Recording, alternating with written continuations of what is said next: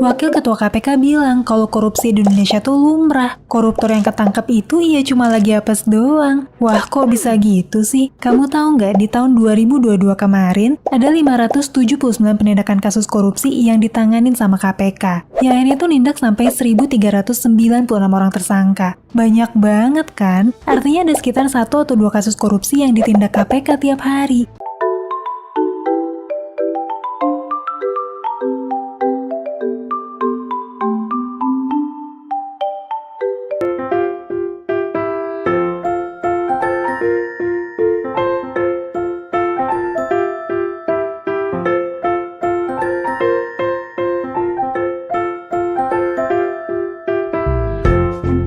Korupsi itu kerugian keuangan negara, suap-menyuap, pemerasan, perbuatan curang,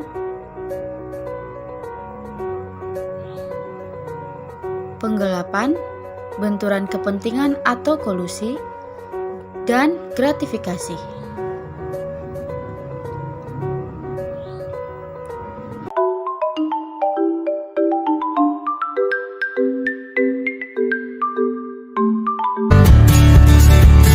Suara anti korupsi,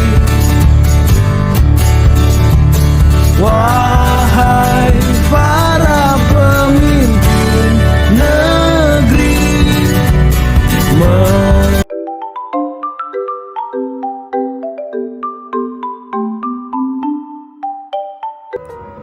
Dampak korupsi: buruknya pertumbuhan perekonomian, semakin tingginya hutang negara,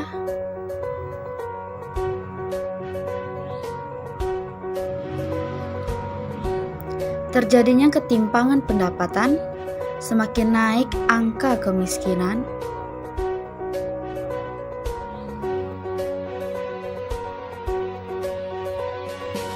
hilangnya kepercayaan publik, dan melemahkan sistem pemerintahan.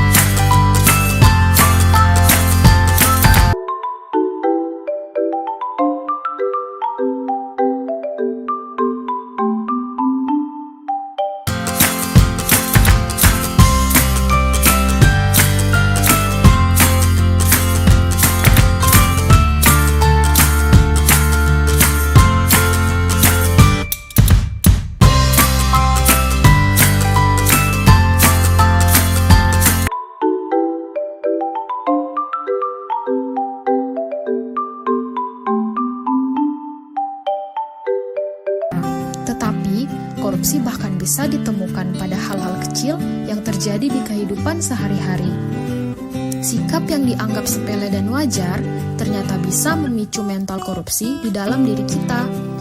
Bisa kita temui di sekeliling kita, mulai dari hal kecil seperti membeli makanan pokok di pasar.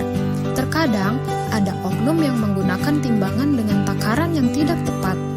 Atau mungkin saat terkena tilang oleh pihak berwajib, ada orang yang lebih memilih membayar uang damai daripada harus repot-repot ke persidangan. Padahal, tindakan tersebut juga termasuk dalam suap.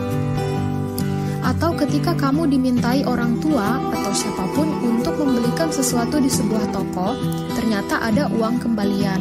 Tidak jarang, kamu tidak mengembalikan uang kembalian karena beranggapan itu bagian dari upah kamu.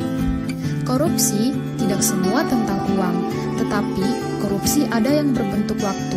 Contohnya, terlambat masuk kerja atau sengaja datang terlambat.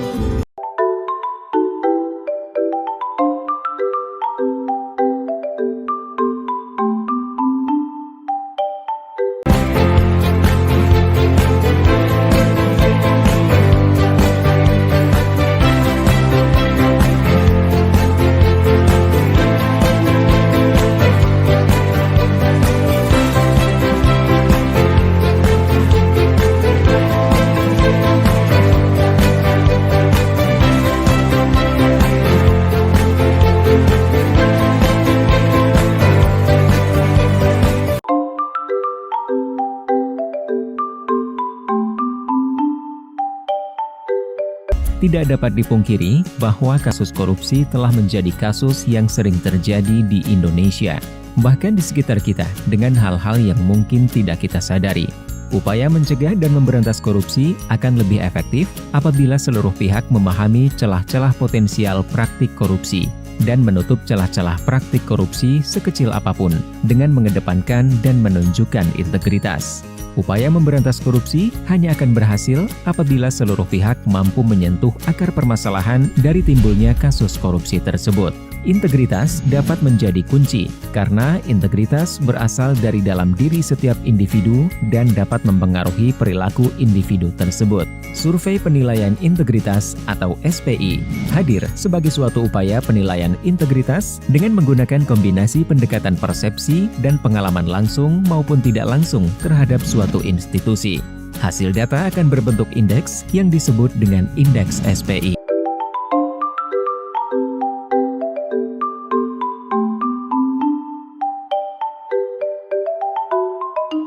Untuk menghindari terjadinya korupsi, perlu ditanamkan nilai-nilai anti korupsi sejak dini, yaitu kejujuran, rasa peduli, kemandirian, kedisiplinan, tanggung jawab, kerja keras, berani, sederhana, dan adil. Marilah bersama-sama jauhi korupsi mulai dari diri sendiri.